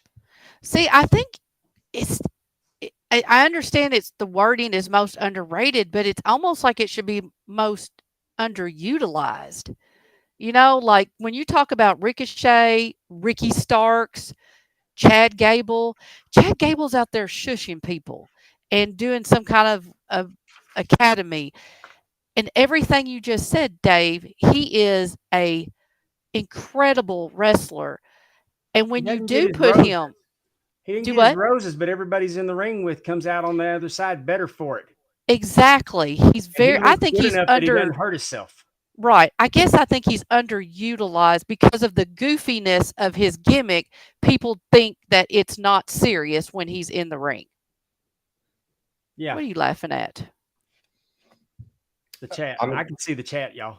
oh, What? Oh, I can't see the chat. What's it I know. I'm mad saying? that I can't see the chat And I I too. want to welcome know. Michael Gallagher to the show. He's rolling with us in the Hi. chat over here tonight, Hi, calling me Michael. the man of 1,000 facial hairstyles. Mm-hmm. Let's go to Rookie of the Year. Number 3, Logan Paul. Number 2, Hook. Number 1, Braun Breaker. I really think Logan Paul should be higher on this list. I think of that top 3, Logan Paul is going to be at the top of the card quicker than the other 2. Mhm. It depends on how much time he's going to put into it. Yeah. But I have zero issue with Braun Breaker. Braun Breaker is the Rookie of the Year. Yeah. Braun Breaker's he's got Star Road all over him. Too bad they won't let him go by his original name, but that's a whole nother But issue. you know, it don't hurt him. No, It don't hurt him. He's that impressive. It'll be interesting when they get up to the main roster and you have Braun Strowman and Braun Breaker. Will they do something there, you think? 2 Brauns, even though it's spelled different? I don't know. That's just a little Yeah. Amyism. Let's go to our best TV announcer. Number 5, Pat McAfee. Number 4, Taz. Number 3, the great Ian Riccaboni. Number 2, Excalibur. And number 1, Kevin Kelly, our old friend from the late 90s on WWE Raw. Kevin Kelly, I know, doing his thing over there with New Japan, right, Dave? Is that where Yes. he's at? So I have not heard his stuff, of course, but I'm sure he's fantastic. He always was, always will be. Excalibur is what it is. I don't know that. I think that's a little overranking. Same thing with Ian. I love Ian. I know Ian a little bit, but I don't know. I guess I can be okay with that list. I think that what's his name over on Raw does a great job, Corey Graves, and he's not even on this list. Oh, he'll be Well, on the but you next need to one. keep looking. Oh, spoiler alert. Okay, Another well, let's rant's go to coming. that. Oh, worst TV announcer. Number 3, her, JR. Number 2. Fuck y'all. Fuck y'all. Fuck all the way off. Even at his age, he's slowed down a little bit. Fuck y'all. Yeah. Keep going. Hey, at least they didn't rank him number 1. Number 2 comes down to Mr. 5-time Booker T. And number 1, I mean, we can agree a little bit on that. Number 1, Corey Graves, who I said should be in the best, is now leading the worst on I television. don't know why they hate Corey. I don't either. It is what it is. Was Booker? I didn't even realize he was a television Hey, announcer. you know what? The funny thing is, if in 2021 Corey would have left WWE and went to AEW, he'd be number 1 on the best announcer list. How much you want to bet? Oh God, yes. Yeah. And going back to I like Ian Riccaboni and Caprice Coleman. I really think they are really good together. I don't know what it is. It's just like you were just sitting there listening to Yeah. your friends talk. Ian So, just makes you feel like you're having fun because he's having fun. yes, You definitely. know I what I mean? like them. And I don't Um, agree. But why we got worst announcer? Why No, do we I have worst agree. announcer? Does And mhm. Pro what Wrestling makes them the Illustrated worst? does Pro Wrestling Illustrated do the worst announcer? No, Does Sportskeeda do the worst? No. This is no. just to basically shit on 10 people. Right. And like you said, what about Corey Graves makes him the worst? Like, I don't know. Jim Ross, same thing. Like, what do you not like about them? Because his fiance got some new ones and he gets to see them and haters are gonna hate. Well, I'm going to Oh, skip the next two, and I yeah. am going to go to best wrestling maneuver. I always find this interesting. What the fans think is the best finisher, I suppose. Number three, their boy Kenny Omega with the one-winged angel. Number two, Adam Page with the buckshot lariat, and I will say they pop for that every time. And of course, who else? But Will Ospreay at number one with the hidden blade, and I have no idea what that move even is. Does any of you know what it is, I Dave? I couldn't do not. describe it. I've seen it. It's pretty badass. Okay. Darby Allin came in at number four with the coffin drop, which I always enjoy. Um, but I think Darby's is and the buckshot lariat's the only two that I actually know. You know the Black Arrow, don't you? I Pax know Black Arrow? the winged angel or whatever. Yeah. But yeah, I mean, okay, a bunch of AEW finishers. Imagine that on this list. There's not one Not I one think WWF, WWE. WWE. No. well, I think that a strong case could be made that Logan Paul's buckshot lariat is a lot better than Hangman's. For someone who's only done wrestling for Man, less than 6 months or whatever he did, the way that he floats over that top rope and executes it. I mean, I'm not crapping on Adam Page. I'm singing Logan Paul's praises because Hmm. the first thing when you see him do that, you're like, man, because it takes a move that you see a lot and makes it so much better. It's kind of like Canadian Destroyer. Hmm. Petey Yeah. Williams used to do it. And nobody else can really do it like Petey Williams did. Right. And then you saw Bad Bunny do it. You're like, oh my gosh. So I'm going to skip the next one. I'm going to go to worst television show. we don't want to talk about most disgusting promotional tactic. Well, we already told what the winner was, which was Vince appearing and when he was trying to clear his name on sexual. That was by a landslide, Yeah, 704 yeah, votes. Well, yeah. number two, WWE continues relationship with Saudi Arabia. Well, that's always the most disgusting for me. Yeah, well, out of you 110 people that voted for that on your iPhone wearing your Nikes, fuck all the way off. If you voted for that category and you're not talking on an iPhone or wearing Nikes, then you might have a point. But if y'all are okay with China and you got a problem with Saudi Arabia, then kiss my hairy ass. Pretentious fake outrage. It is kind of funny that you look at AEW, they only got 30 votes for And anything. Ric Flair's last match is a disgusting promotional tactic. Why is it disgusting? Why? Because the man's 73 years old? Well, guess what? In 1984, at his son's memorial that he drew 42,000 fans to, Fritz von Erich came out of retirement, and we loved it because a lot of people, like me, came to the party late and didn't get to see Fritz von Erich wrestle.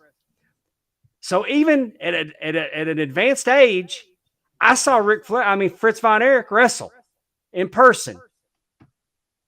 And there's a lot of people that got to, and yeah, Rick didn't do a great job that night. Rick will tell you he didn't do a great job that night.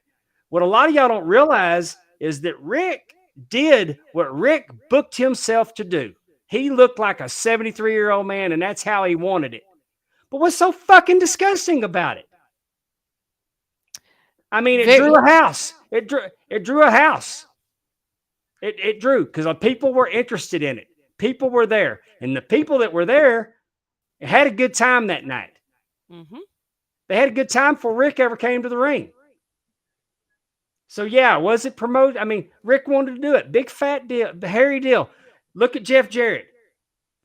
You go back and watch the documentary and say that stuff wasn't better than anything you see on TV. They built a story. They built a story. So yeah, they used Ric Flair to sell out in Nashville, Tennessee. Well, almost sell out. Now they had to go to a new building. Mm-hmm. It was great. Disgusting. I don't get disgusting on it because there's people in that crowd that got to see Ric Flair walk that aisle and do what Rick does, and it wasn't all bad, Mm-mm. and it wasn't all good. It just wasn't. But that was, there's a lot of people got to see him that weren't never going to get to see him. And we didn't shit on Fritz Von Erich for coming back out of retirement. And we didn't call it a disgusting promotional tactic because he had to have a memorial card for every one of his dead kids. I mean, yes, so, you're right. I don't mind mentioning it. And We AEW, didn't hit a sore spot at all right there, did we, Dave? well, No, not at it's all. bullshit. I'm just tired of it. Well, you have to remember in trivia, they also, obviously not the same group of fans, but they also voted Bob Backlund as the WWF champion. The disgusting part, I think, is what really kind of, again, is very subjective in I could. If you're going to give that category, it should be like, I don't know, a hand coming out of Mae Young's vajayjay. That's kind of a disgusting promotion. We'll take that. That's definitely. Some of the things are just, like I said, on the list. Very, very odd. And again, it's all subjective. Obviously, they were very much more leaning towards Vince McMahon coming out and being, but yeah, just back to Flair one more time. Disgusting. Yeah, I don't know why you're disgusted by it. Unless you bought a ticket and you didn't like it, then you could be disgusted. right. The man had been around 50 years. He's cheated death several times, and he wanted to wrestle one more time. And you could either watch it or you didn't watch it. But nobody held a gun to your head and told you to watch it. That's kind of a lot of people are gonna appreciate that they got to see the man one last time. Terry Funk. Y'all think that shit's cute when Terry Funk comes out of retirement for the 87th time. And Jerry Lawler, who died on television and had a stroke, just recently had a stroke. If he recovers from this stroke, he'll be back in a wrestling ring. He's as old as Ric Flair, and nobody says shit about Lawler. The one thing I'm surprised on is that, Dave Meltzer was the Ric Flair protector for years, and now Dave's people are turning against Rick here later on. But I'm going to say it's just a matter of time. They're going to rename it the Kenny Omega Award, Lou Thez, Ric Flair, Kenny Omega, Lou Thez, Ric Flair, John Moxley Award. You said something. You said something really interesting, and it's very true. The Ric Flair last match was a specific enterprise by Jim Crockett Promotions. It was not on your television. It was not like a WWE or AEW, like you said, where you're being inundated with something that you can't get away from.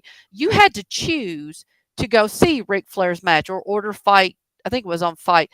So I agree with you. Like, how do you get that being disgusting when it wasn't? It wasn't something that you had to do. I don't know, or it wasn't an angle. Flair said on his podcast that he didn't have a problem with it because he made $300,000 that night. So y'all's tears are delicious. Right. Well, I'm going to tears are delicious.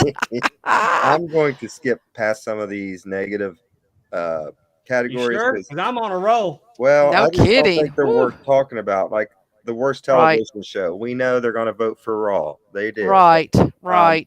Worst match of the year: Pat McAfee and Vince McMahon. Of course, it's going to come good. No, it wasn't. I do want. But it wasn't Pat McAfee's fault. I do want to talk about this one. Worst feud of the year. Number 3, Bray Wyatt and LA Knight, which we had the light match there at Survivor Series, and I agree. I was not a big fan of that. I guess it's partly based off of my lack of knowledge of LA Knight and lack of caring about LA Knight. Number It was a 2, cool visual. yeah, it was a cool visual. Number 2, Ronda Rousey and Liv Morgan. And number 1, The Miz versus Dexter Lumis, which just seemed very weird. It kind of almost a stalker gimmick again, like they did with DDP. Mm-hmm. That just doesn't seem to go over ever. And so I can kind of agree with that list. Worst promoter of the year. Who do you think would come in number 1? Worst promoter? What'd you Yes. say? Or is it worst promotion? Worst promotion. I'm sorry. No, Yeah. okay. I just make sure I hadn't skipped too far. Sorry. I didn't even have to look at my notes. Yeah, WWE. That's what I mean. Some of these just aren't worth talking about because they're so predictable. Best Booker again, Tony Khan. And what really upsets me about this one is how Tony Khan revels in the adulation. Like he gets on Twitter and says, "Thank you for voting me again, Best Booker of the Year," and it's just AEW fans voting for him, pretty much. And you're right. And I'm afraid that they can keep voting, but whenever he loses his television rights or he loses, I mean, these people are not who he needs to be voting. I mean, these people are not who he needs to be booking for. They're going to love everything he puts out. I mean, I'm very concerned about AEW's future. I mean, I know Tony Khan has a wealth of money, but I am not enjoying it like I used to.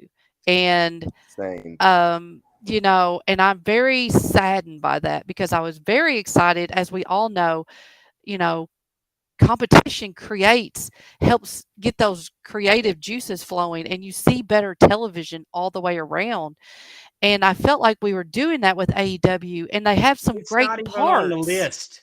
It's not even on the list for worst promotions. Oh, I know. AEW, who had that embarrassing news conference with their EVPs and their cash cow, and it's not the worst. They don't even get a vote. It gets a pass. We won't see that shit anyway. Yes, I agree. next I mean, I just explain to me how WWE is the worst promotion of the year. I don't Because see how you can be the worst when you're taking in the most money. That doesn't exactly. make sense to me. Even their bad shows draw pretty darn good. And what makes NWA a bad promotion? I mean, you know what I'm saying? I mean, they're not dealing with the same budget. Like, NWA what did makes come in at number 2, which is what Amy's referring Oh, to. Well, yes, I'm probably sorry. because they don't have weekly shows. It's hard to They do have a follow. weekly show. You got to pay $5 for it. Do they But have that it? makes them the worst promotion? I mean, won't you know pay what I'm $5 saying? for it. I'm I not won't pay paying $5 for it, and I love most of the roster. I'll say this, Amy. When you have the champion being Tyrus, that to me that puts a stain on your whole promotion right there. Does it really though? Yeah, it does for me. It does for me. I know, but I'm Because- telling you, he's walking around on that Fox Network show. Well, I get Yeah, I that's why they have to do it because they need all the promotion they can get. But are you selling yourself to the devil there in a way? He's terrible in the ring to me. He's not a believable champion. It's very obviously seen through that they're doing it so they can get their title belt on Fox News every other Right. day or Their title whatever. belt was on a Super Bowl commercial. True. But does that make them, like you said, we're dealing with this, like what If in makes 2000 NWA the worst? What makes WWE the worst If in these voters' minds? It's just, I mean, they had a what do you call it? It's COVID match. That- What do you call it? empty arena? Social distancing match. Oh, Where one wrestler would do a move and the other wrestler would sell it without them touching each other. That gets And you if hyped up on the list, Amy. And if that match happened in 2022, then NWA is Well, the worst promotion. okay. But we shouldn't even have this category. No, I agree. We Yeah, shouldn't have this why do category. that? But I would like just some explanation to how the most profitable wrestling organization in the world, to the tune of billions with a B, with a show on a network on primetime network television. Streaming, yeah. Well, that No, and no. So yeah, but also being connected to NBC streaming with all their history and everything. It's there's just no. It's not a comparison. They should be number one, and it's not even Right. close as the far as hate is real. I mean, Well, and it's probably the people who voted them for having a relationship with Saudi Arabia. That's probably why they think they're the worst promotion. listen. I mean, I don't like the relationship with Saudi Arabia, but that doesn't mean I'm going to lie and say that they're not the best promotion. right. But you're also not, I mean, you who's to say people didn't vote? there was I a mean, there was a narrative. just take them out. There was a narrative in there that Dave put in about Dana White. That Dana White probably lost votes as a promoter because of what he did on New Year's Eve with the slapping incident with his wife. So something you did personally that got caught on tape negates anything that you did for the whole year. Yep. Pretty much, I guess, is what they're saying. I'm going to skip this next one because Yeah, it's best sorry. booker, and you know who won. It's Tony Khan, of course. He's the best booker. In my opinion, number 3, Paul Levesque should win this. The job that he's done to turn around WWE in the short amount of time that he's done it, in my opinion, wins this award running away. Well, he also didn't, but he didn't get it till around SummerSlam. So I understand, but I'm and just saying he the didn't have a short full year. performance. The short performance, though, Oh God, yes. being better than anybody else to He me. made Survivor Series watchable. Yeah, and Well, that's and the that's first time I've ever been able to watch that in a one of long those categories that, again, what sense does it have to be best booker? Like, for the most part, everyone's not booking by themselves, minus Tony Khan. But I mean, you would think other people who are doing ideas, they have creative teams. Like that seems like a ego boosting category for Tony Well, Khan. I mean, Conrad should have been on the list for, at least in the top 10, because even if you take Ric Flair's match off that card, just the undercard alone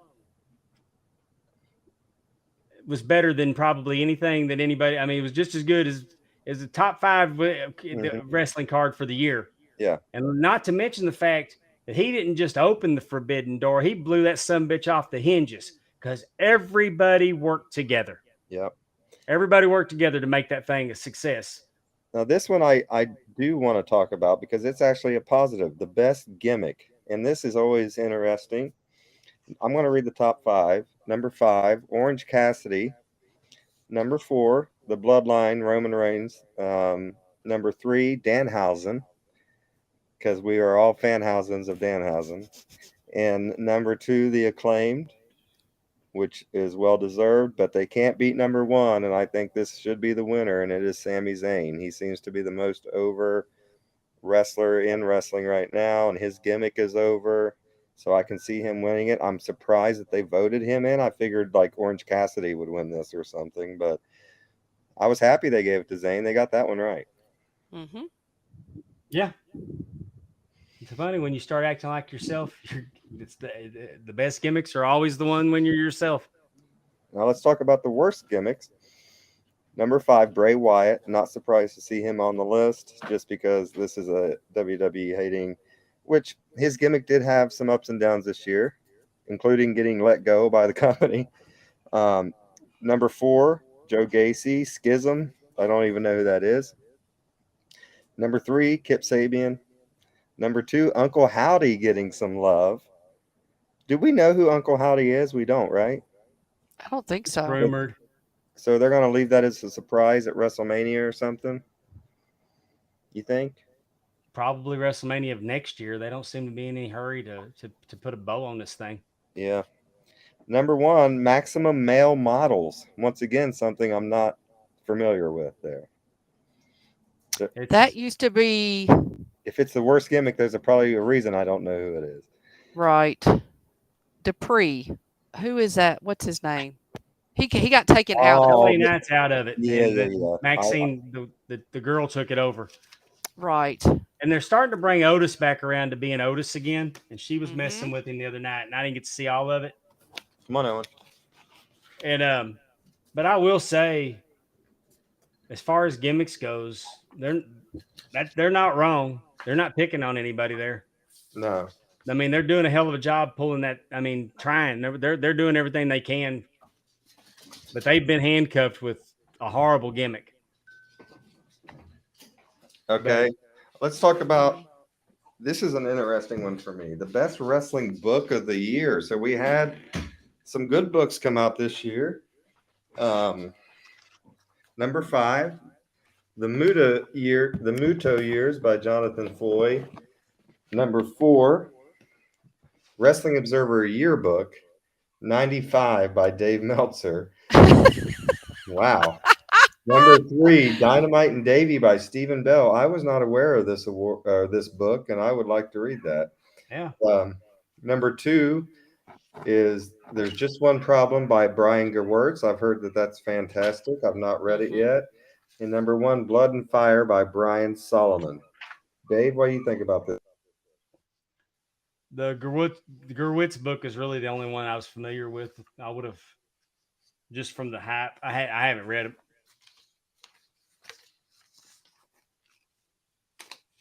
So it'd be interesting. I mean, I've never heard of the one that won it. I have heard of. I feel like I did know Brian Solomon had a book, but I don't know. I have not read it. But I'm like you, Justin. Dynamite and Davy. I'd like to read that. I'd like to look and So see we're what not. that's about. So no love for Eric Bischoff and Grateful. I guess not. I think JR released another book this year too, right? Was it this year or was it the year Early before? this year, I think. Maybe. Man, they're all running together on me. Yeah. Best Pro Wrestling Documentary. So, um, Weird category, if you okay. ask me. I think I'm going to read this top 5 because there's one in here that should not be in there at all, but I know why it's in there. Number 5, Tales from the Territories, Portland. Okay. Number 4, The 9 Lives of Vince McMahon, which I never watched, but everyone that I heard that watched it said it was terrible. As Hmm. Charles Barkley would say, terrible. Terrible. And so I'm not surprised it's on this list because anything bad about Vince McMahon, I'm guessing is going to be high on this list. Number 3, Tales from the Territories, Mid-South. And number 2, Dangerous Breed, Crime Cons Cats, Teddy Hart, which was on Peacock, and that was quite interesting. I never knew Teddy Hart killed a woman until I watched that, and he's still not been brought to justice for it, and she's still not been found, as far as I know. Ooh, that sounds right up my alley. I need to go watch Yes, that. you do. I don't know I if know you some things. I know some things about him from some people in Texas. Then he's not a good dude. No, he is not, and you will see this on the documentary, Amy. It is quite enlightening. It's It's on hard to make. Peacock, you said? Peacock? Yes, yep, Okay. and it's hard to make it through it just because he's such an a-hole. Oh, Number okay. 1, Tales from the Territories, the Jerry Lawler and Andy Kaufman episode. So there it is.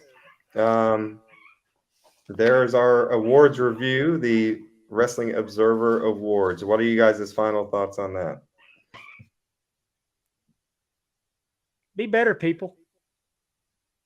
I mean, don't these people work real hard. Wrestlers work real hard, and some of them. I mean, they can be crippled, they can be injured, they can. I mean, their livelihood can be taken away from them, just like that.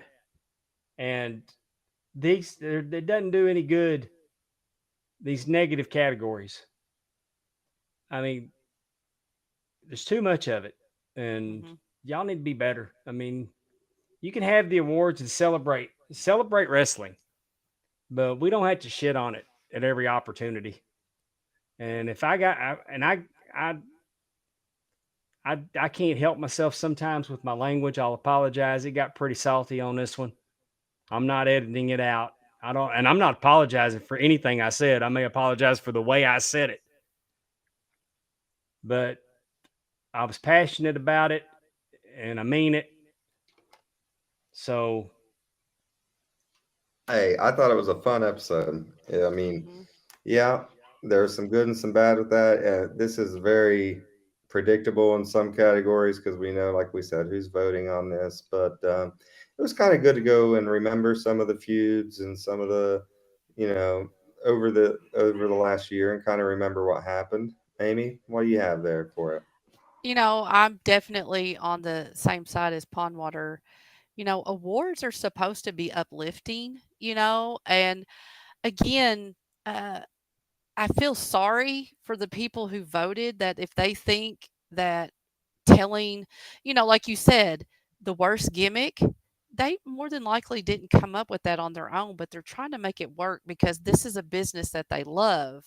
And I mean, who are you to vote them as worst gimmick or best or worst, most disgusting tactic in wrestling? And, we could definitely do, that's one of the things that I hear so much about Twitter. People getting off of Twitter because of the toxicity, people wanting to tell you that you're wrong and that you should die or something's ridiculous because I have a different opinion than you do. And I feel like those are the same people that voted in this award, in these categories Well, that would take the opportunity to vote worst promotion and that kind of stuff. well, keep in mind that yeah, it may not be a. I mean, if you'd asked me when Orange Cassidy came out, man, I had no time for Orange Cassidy, and that was the stupidest gimmick. But he got it over, Hmm. and then you started learning the psychology behind what he did. Right. So things can grow on you, and Right. maybe right now you see the maximum male models, and you're like, oh my god, who booked this shit? But then last night, I mean, I mean, Monday night I saw them, and they're messing. She's messing with Otis, Hmm. and Otis is being old Otis, not new Chad Gableized Otis. Right. And they're on TV. So now the maximum male models, as bad as that gimmick is, and I'm gonna give it to you, it's not. I mean, they've been saddled with something that they're gonna have to work through. Let me ask you Hmm. this, Dave. Is Maximum Male Models worse than American Whales, the Conrad Thompson and Cassio Kid tag team that we've so famously know That about? there's money in that. There's money in that tag team. There's money in that tag team. Well, I want Oh, to thank you all for listening. I know we went long. We had to get through a lot of and discuss a lot of awards here. And if you hear puppies crying behind me, that's because I have 5 French bulldogs, puppies that are just opening their eyes and they can see me over here now, and they're not very happy. So, man, I hate to close us. I hate to close us on a downer, yeah, but one of our very good friends, Russ Miller, has lost his father. And if you went to the NWA Legends over the years in Charlotte, up until recently, a couple years ago, you'd find his dad on the end of the bar stool, just sitting there for the whole thing, taking it all in. And we just all called him Dad. I couldn't Hmm. tell you what Mr. Miller's name is, but you didn't call him Mr. Miller. You called him Dad. mm-hmm. He was a hell of a guy. Had a wicked sense of humor. He was fascinated with the story of me getting shot, and we were Me one of the too. conventions. Aren't we all? Yeah, Just but he bought me a Bullet Club T-shirt and said, this one's if you're not in the It Bullet Club, fits you nobody pretty is." good. That's the kind of sense of humor he had. uh-huh. So we're gonna send our best out to Russ. Russ is my brother from another mother. I've known Russ Hmm. for well over 20 years. Um, Well, the belt hobby brought us together, and I love him dearly and loved his father, and that, that we all lost a good friend with Dad passing, and then another one that's close to me from Texas, young man wrestled by the name of Jason Silver, Hmm. unexpectedly passed away this week, I saw that on your Twitter. and Hmm. Friday night in Bedford, Texas, and this podcast will drop in time for you to hear this if you hear it on Friday. Um, if you hear it before Friday, they're going to be in Bedford, Texas, uh, with a match, a card for the Immortals. There's going to be silent auction, Texas heavyweight belts available, lots of programs, memorabilia that's been donated, trying to raise money for him. I tweeted the GoFundMe. It's also on the Facebook, and I think I even did it from the Pondwater Dave show. Uh, if you could help him out, because nobody expects a 32, 33-year-old young man to die like that. And there wasn't, Mhm. he had a health issue. It Mm-hmm. wasn't from bad living. It was just unexpectedly gone. And he was Mm. so respectful, really small guy starting out, worked real hard, put some size on, got really, really good. And he's definitely going to be missed. It's, I mean, just that one hurt. That one Mhm. hurt. My heart breaks for his family, my friends, and the people that we came up and when I started in Texas for the PCW, IHW, MPX, all over North Texas. Jason Silver was quite a performer and Well, just even a better person and so respectful, just a respectful young man. we want to give our condolences to the family of Dad and your friend Russ Miller, and of course, Mr. Silver's family. I do want to end on a good note, or at least a funny note. I've told Dave this. I don't know if I told you, Amy, but I've refereed 17 years, and I had a first this weekend. I had a Please Ohio tell State everybody you tournament told us. game, and I threw out a cheerleader. Threw out a cheerleader. I was What refereeing. happened? I was refereeing a high school tournament game, and this cheerleader decided to stand 6 inches behind me and tell me everything that I was doing wrong. Oh my gosh. And so I popped my whistle and I pointed. I said, "Out!" And she just trickled her little feet right out the door, and that was the end of She that. got to stepping like she got diamonds on her heels and she looked good stepping. That's Oh right. my gosh. So that was a first for me, but funny, yeah. The cheerleader got ran this weekend, but I want Is to there thank any all of video you. of that? Uh, Is there any video of that? trust me, I've been searching and I have not found any yet. I want to thank all of you for listening. I know we went long and we apologize, but we want to thank you all for being here, especially those that were here with us live. And as the great Jerry Springer said, take care of yourselves and each other, and peace and love. Bye.